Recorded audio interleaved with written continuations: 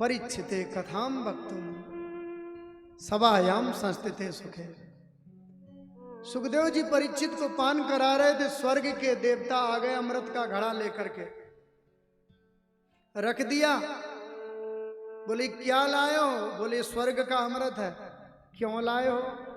बोले हमने सुना है 7वें दिन परीक्षित को सर्प काटेगा और इनकी मृत्यु है, 7वें दिन ये चले जाएंगे। हमने सोचा ऐसा धर्मात्मा राजा है तो क्यों ना इसको स्वर्ग का अमृत पिला दिया जाए तो ये अमर हो जाए। कथा चल रही थी, बीच में स्वर्ग के देवता आ गए अमृत का कलश लेकर के। सुखदेव जी से हाथ जोड़ के बोले ये भागवत का पान हमें करा दो और स्वर्ग का अमृत का पान परीक्षित को करा दो। सुखदेव जी ने विचार किया आज ये देवता बिना बुलाए बिना आवाहन किए ऐसे ही चले आए, और वो भी स्वर्ग का जो अमृत है वो पूरा घड़ा ही उठा करके ले आए। और ये देवता हैं, कभी घाटे का सौदा नहीं करते, बड़े ठगिया हैं।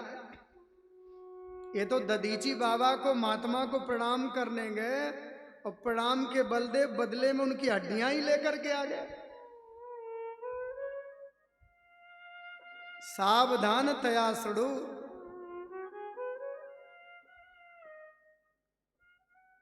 आज बड़ी करुणा बरस रही है, बड़ी दया बरस रही है।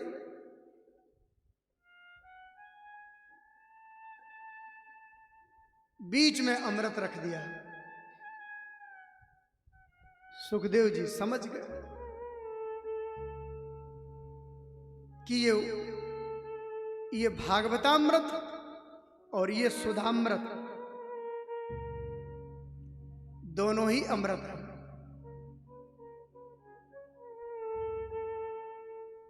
भागवतामृत की महिमा क्या है, सुधामृत की महिमा क्या है? भागवतामृत की महिमा ये है, सुधामृत की महिमा ये है कि जो पीता है वो दीर्घ जीवी हो जाता है, मृत्यु का भय समाप्त हो जाता है। और भागवतामृत जैसे जैसे पीते जाओ और गोविंद के चरणों से नजदीकी बढ़ती चली जाती है। भगवत साक्षात्कार इस जीवात्मा को हो जाता है। सुधामृत दीर्घ जीवी बनाता है और भागवतामृत दिव्य जीवी बनाता है। परीक्षित तुम बताओ, तुम स्वर्ग का अमृत पियोगे कि इस कथा का पान करोगे? गुरुदेव मेरी तो अल्प बुद्धि है, आप ही बताओ मैं क्या निर्णय लूं। जब व्यक्ति शरणागत हो जाता है तो कृपा पूरी उतरती है, जीव नम्र हो। सुखदेव जी महिमा समझा रहे, परीक्षित इस सुधामृत की महिमा है, जो इसे पी ले वो दीर्घ जीवी हो जाता, लेकिन उसके पुण्य क्षीण हो जाते हैं। क्षीणे पुण्य मृत्यु लोके विसंति तेताम भुक्त्वा स्वर्ग लोकम विशालम।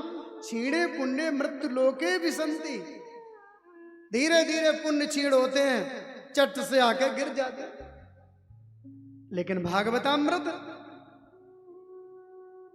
ये निरंतर पुण्यों को बढ़ाने वाला है, जीवन में प्रेम घोरने वाला है और भगवान के पर नजदीकी बढ़ाने वाला है। अब तुम देख लो, विचार करो, जब ब्रह्म रात वक्ता हो और विष्णु रात श्रोता हो तो कोई ऐसे वक्ता और श्रोता को कोई ठग सकता है? स्वर्ग के अमृत को भी परीक्षित ने ठुकरा दिया।